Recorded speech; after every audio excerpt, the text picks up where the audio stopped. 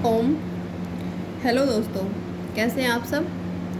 आज हम पढ़ेंगे विविध। तो पहला प्रश्न देखते हैं। अपभ्रंश भाषा में 3 प्रकार के बंद पाए जाते हैं। कौन कौन से? दोहा बंद और पदड़िया बंद और गेय पद। दूसरा प्रश्न, हजारी प्रसाद द्विवेदी ने लिखा है कि दोहा या दुहा अपभ्रंश का ही एक छंद है। उसी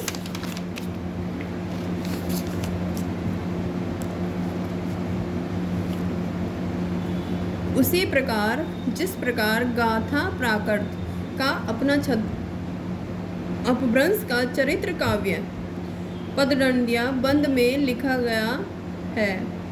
चरित्र काव्यों में पददंडिया छंद की 8-8 पंक्तियों के बाद धत्ता दिया रहता है, जिसे कड़वक कहते हैं। हिंदी में सर्वप्रथम चौपाई और दोहा पद्धति का प्रयोग बोधसिद्ध सरहपा की रचनाओं में मिलता है। हिंदी के प्रथम कवि, उनका समय और उनके प्रस्तोता। तो इनके प्रस्तोता कौन कौन थे और प्रथम कवि कौन कौन और उनका समय? शिव सिंह सेंगर, इन्होंने प्रथम कवि माना है पुष्य पुंड को और इनका समय था 7वीं शताब्दी। राहुल शाकृत्यानंद ने सरहपा को माना है प्रथम कवि हिंदी का और इनका समय था सन 769 ईस्वी। रामकुमार वर्मा ने स्वयंभू को माना विक्रम की 8वीं शताब्दी। गणपति चंद्रगुप्त शालिभद्र सूरी सन 1184 ईस्वी। डॉक्टर वी भट्टाचार्य सरहपा को बांग्ला भाषा का प्रथम कवि मानते हैं। कवि भुआल हिंदी के प्रथम कवि हैं जिन्होंने दोहा चौपाई छंद में भगवत गीता का अनुवाद किया। आचार्य हजारी प्रसाद द्विवेदी ने अब्दुल रहमान को हिंदी का प्रथम कवि माना है। आचार्य रामचंद्र शुक्ल ने आदिकाल को अनिर्दिष्ट लोक प्रवृत्ति युग का युग कहा है। हजारी प्रसाद द्विवेदी ने आदिकाल को अत्यधिक विरोधी और व्याघातों का युग कहा है। चंद्रधर शर्मा गुलेरी, राहुल शाकृत्यानंद और रामचंद्र शुक्ल अपभ्रंश को पुरानी हिंदी मानते हैं। हजारी प्रसाद द्विवेदी और रामविलास शर्मा अपभ्रंश को हिंदी से पृथक मानते हैं। भोला शंकर व्यास ने हिंदी के आरंभिक रूप को अवहट कहा था। अमीर खुसरो को संगीत के क्षेत्र में कव्वाली, तराना गायन शैली और सितार वाद्य यंत्र का जन्मदाता माना जाता है। डॉक्टर रामकुमार वर्मा ने अमीर खुसरो को अवधी भाषा का प्रथम कवि माना है। अब देखते हैं हम भक्ति काल के बारे में।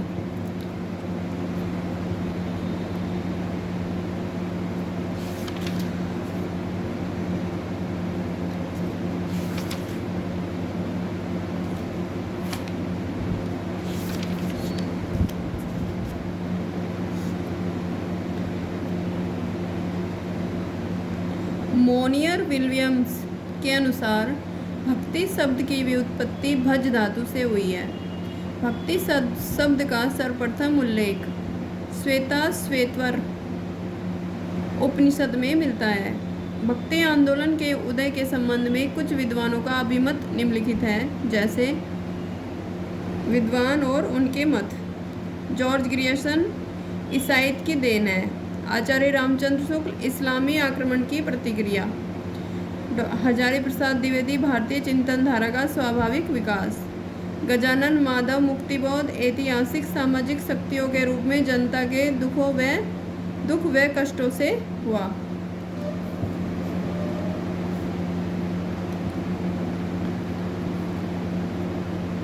रामविलास शर्मा भक्ति आंदोलन एक जातीय और जनवादी आंदोलन है।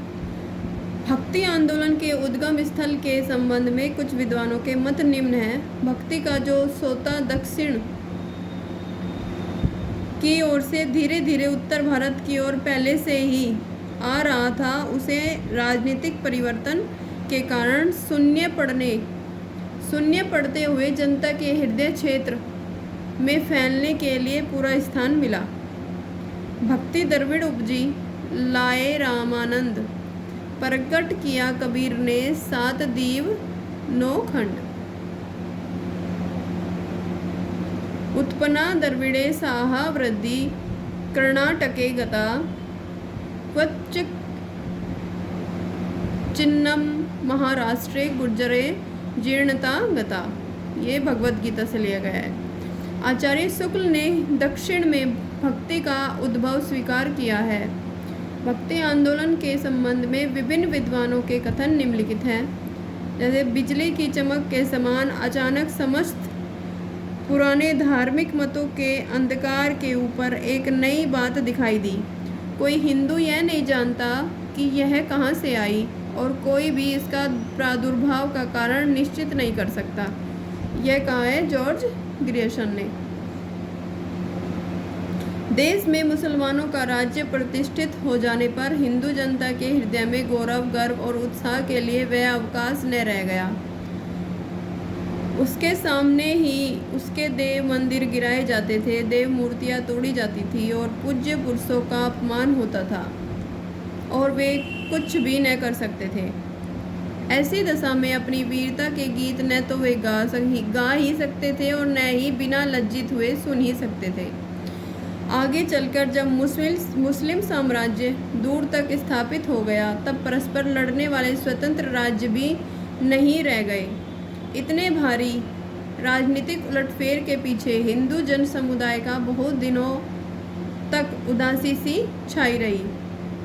अपने पौरुष से हताशा जाति के लिए भगवान की शक्ति और करुणा की ओर ध्यान ले जाने के अतिरिक्त दूसरा मार्ग ही क्या था, यह कहा है आचार्य रामचंद्र शुक्ल जी ने। लेकिन जोर देकर कहना चाहता हूँ, अगर इस्लाम नहीं आया होता तो भी इस साहित्य का बाहर आना वैसा ही होता जैसा आज है। डॉक्टर हजारी प्रसाद द्विवेदी। मलेच्छा क्रांतेषु देशेषु पोपे कनी लयेषु च सत्यपीड़ा व्याग्रे लोकेषु कृष्ण एव गतिमर्म। यह कहा है वल्लभाचार्य जी ने। जॉर्ज ग्रियर्सन ने भक्ति काल को हिंदी साहित्य का स्वर्ण युग कहा है। डॉक्टर रामविलास ने भक्ति काल को लोक जागरण काल के नाम से पुकारा है। आचार्य हजारी प्रसाद द्विवेदी ने भक्ति आंदोलन को लोक जागरण की संज्ञा दी है।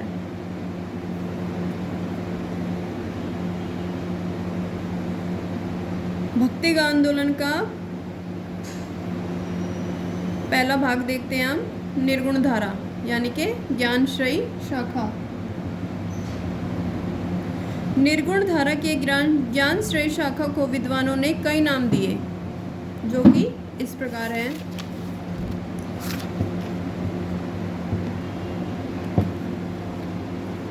रामचंद्र शुक्ल ने ज्ञानश्रयी शाखा कहा है। आचार्य हजारी प्रसाद द्विवेदी ने निर्गुण भक्ति, रामकुमार वर्मा ने संत काव्य, परशुराम चतुर्वेदी ने संत काव्य, गणपति चंद्र गुप्त ने संत काव्य। संत काव्य धारा के प्रथम कवि और प्रस्तोता और उनके प्रथम कवि आचार्य रामचंद्र शुक्ल कबीरदास, हजारी प्रसाद द्विवेदी कबीरदास, गणपति चंद्र नामदेव, रामकुमार वर्मा नामदेव, रामस्वरूप चतुर्वेदी कबीरदास। रामचंद्र शुक्ल ने लिखा, निर्गुण मार्ग के निर्दिष्ट प्रवर्तक कबीरदास ही थे। हिंदी में भक्ति साहित्य की परंपरा का प्रवर्तन नामदेव ने किया। महाराष्ट्र के संत परंपरा के आदि कवि मुकुंद राज को माना जाता है। इन्होंने सन 1190 ईस्वी में मराठी का पहला काव्य ग्रंथ विवेक सिंधु लिखा। महाराष्ट्र में महानुभाव और वारकरी नामक दो संप्रदाय प्रचलित हैं। महानुभाव संप्रदाय के प्रवर्तक चक्रधर और वारकरी संप्रदाय के मूल प्रवर्तक संत पुंडलिक माने जाते हैं, किंतु ऐतिहासिक दृष्टि से वारकरी संप्रदाय के प्रथम उन्नायक संत ज्ञानेश्वर हैं।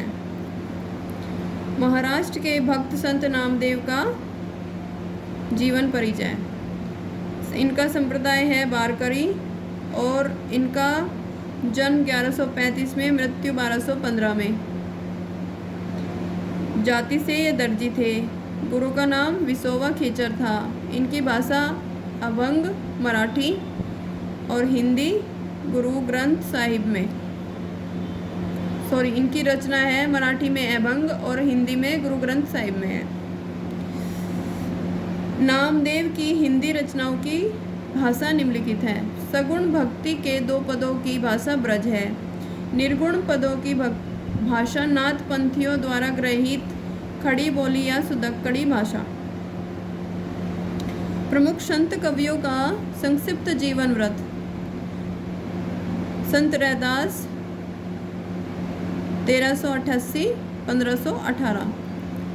जन्म स्थान काशी। गुरु का नाम रामानंद। जाति से चमार। माता पिता का नहीं पता है नाम। कबीरदास 1398-1518। जन्म स्थान काशी। गुरु रामानंद और जाति से जुलाहा। माता पिता नीरू और नीमा। जम्बनाथ 1451-1523। नागौर बाबा गोरखनाथ राजपूत।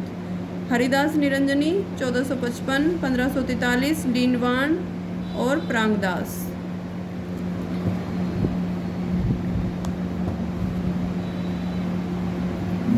तो इस प्रकार से आप देख सकते हैं गुरु नानक, सींगा, लालदास, दादू दयाल, मलूकदास, बाबालाल और सुंदरदास, इन सभी के बारे में जन्म स्थान, मृत्यु स्थल और गुरु का नाम, जाति। डॉक्टर बच्चन सिंह ने लिखा है कि हिंदी भक्ति काव्य का प्रथम क्रांतिकारी पुरस्कर्ता कबीर है। मुसलमानों के अनुसार कबीर के गुरु का नाम सूफी फ़कीर शेख तकी था। ये सिकंदर लोदी के पीर थे। कबीर की वाणी का संग्रह उनके शिष्य धर्मदास ने बीजक नाम से सन 1464 ईस्वी में किया। बीजक के 3 भाग किए गए हैं, रमैनी, सबद और साखी। कबीर की रचनाओं में प्रयुक्त छंद और भाषा। रचना रमैनी, अर्थ रामायण, इसमें छंद है दोहा और चौपाई। भाषा ब्रज भाषा और पूर्वी बोली। सबद में शब्द, इसका अर्थ है शब्द। छंद है गेयपद। भाषा है ब्रज भाषा और पूर्वी बोली। साखी यानी कि साक्षी, इसका छंद है दोहा। राजस्थानी पंजाबी मिली हुई खड़ी बोली है। कबीरदास की भाषा को पंचमेल, खिचड़ी, सुदक्कड़ी आदि नाम से अभिहित किया जाता है। आचार्य हजारी प्रसाद द्विवेदी ने कबीर को भाषा का डिक्टेटर भी कहा है। आचार्य रामचंद्र शुक्ल के अनुसार कबीर की वचनावली की सबसे प्राचीन प्रति सन 1512 ईस्वी में लिखी गई थी।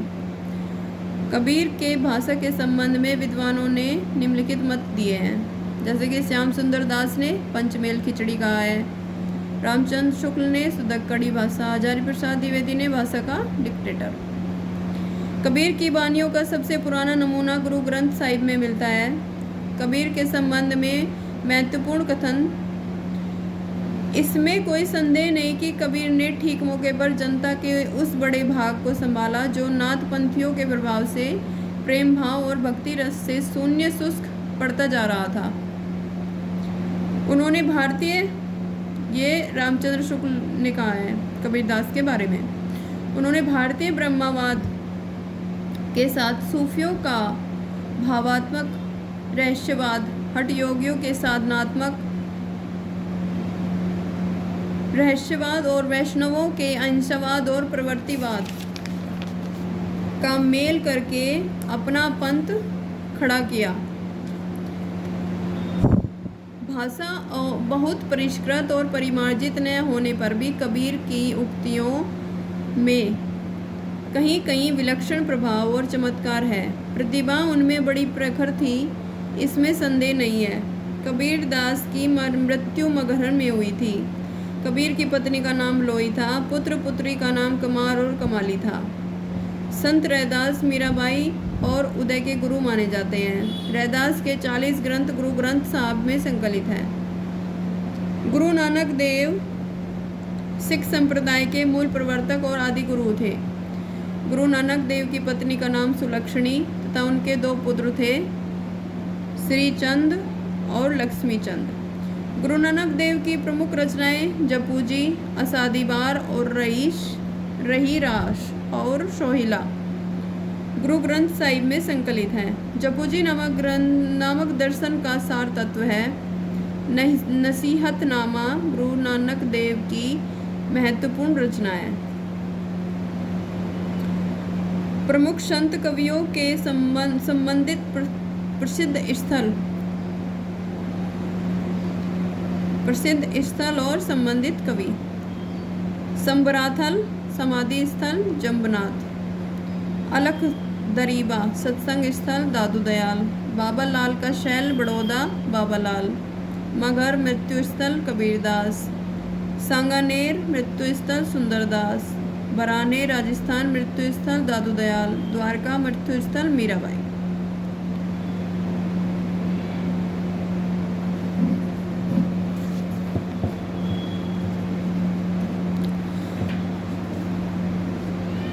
दादू दयाल के संप्रदाय को ब्रह्म संप्रदाय और परम ब्रह्म संप्रदाय के नाम से जाना जाता है।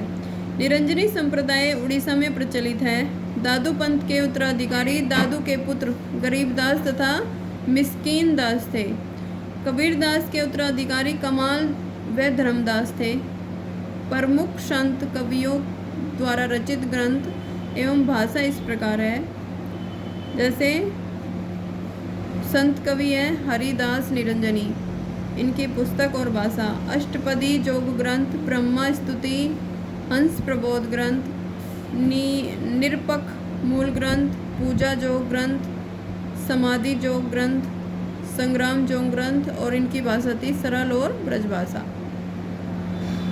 कवि सिंगा जी का दृढ़ उपदेश, सिंगा जी का आत्मबोध, सिंगा जी का दोष बोध, सिंगा जी का नरद, सिंगा जी का सरद, सिंगा जी की वाणी, सिंगा जी की वीणावली, सिंगा जी का सातवार, सिंगा जी की 15 तिथि, सिंगा जी का 12मासी, सिंगा जी के भजन और इनकी भाषा थी निमाड़ी। दादू दयाल हरडे वाणी, अंगवधु, काया बोली और इनकी भाषा थी राजस्थानी खड़ी बोली मिश्रित ब्रज। मलूकदास, रत्न खान, ज्ञानबोध, ज्ञान परोछी और इनकी भाषा अवधी। भक्त वच्छावली, भक्ति विवेक, 12 खड़ी, रामावतार लीला, ब्रज लीला, ध्रुव चरित, सुख सागर शब्द और इनकी भाषा थी ब्रजभाषा।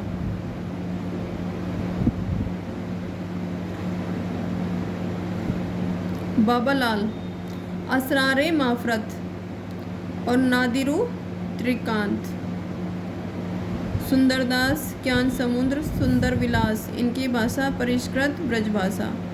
रज्जब सवंगी, गुरु अर्जुन सिंह। सुखमणि 52 अखरी 12 मासा, भाषा ब्रजभाषा। निपट निरंजनी, शांत सरसी निरंजन संग्रह। अक्षर अनन्य, राजयोग, विज्ञान योग, ध्यान योग, सिद्धांत बोध, विवेक दीपिका, ब्रह्मज्ञान और अनन्य प्रकाश। दादू दयाल की वाणियों का सर्वप्रथम संपादन उनके 2 शिष्य संतदास और जगन्नदास ने हरडे वाणी शीर्षक से किया था, परंतु पुनः रज्जब ने अंगवधु शीर्षक में इसका संपादन किया। बाबा लाल कृत असरारे माफरत में उनका और दारा सिकों का वार्तालाप संग्रहित है। तो मिलते हैं आपसे अगली वीडियो में। ये थोड़ा सा रह गया, उसके बाद पढ़ेंगे हम संत कवियों की मुख्य काव्य पंक्तियाँ।